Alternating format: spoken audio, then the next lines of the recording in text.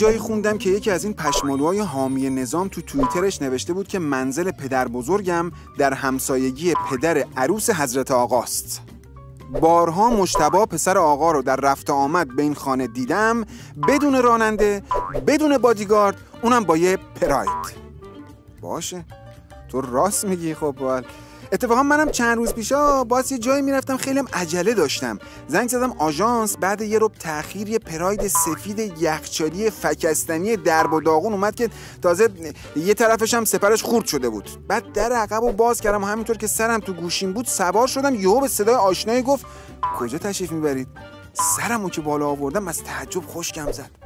خود مقام معظم رهبری بود. آره، و اصلا برام قابل درک نبود که یه نفر روزها رهبر یه مملکت و مسلمین جهان باشه، شبا بیاد آژانس کار کنه.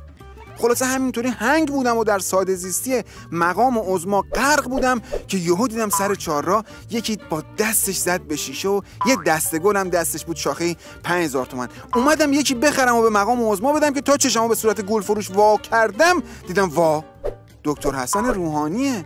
اینم برام قابل درک نبود که شیخ حسن روزها رئیس جمهور باشه و شبها بیاد سر چهارراه گل بفروشه. تو همین گیرودار و تو وضعیت شهیدن هنگ بودم که دیدم اونور چهارراه آیت الله جنتی یه لنگ گرفته دستشو داره شیشه جلوی ماشین بغلیه رو تمیز میکنه. آیت الله احمد خاتمی هم یه قوطی کنسرو گرفته دستش داره سر چهارراه اسفند دود میکنه. اصلا با دیدن این صحنه ها و این همه خلوص نیت و ساده زیستی جیگر آدم کباب میشه. همینجور که جیگرم داشت کباب میشد و بوی کبابش همه جا رو گرفته بود، یهو دوستم با لگد زد تو پهلوم که پاشو چقدر میخوابی آقا، پاشو در صورتو بشور، کبابا آماده است. خب منم جای شما خالی بیدار شدم، اما خب همچنان تو کف اون ساده زیستی مسئولان نظامم.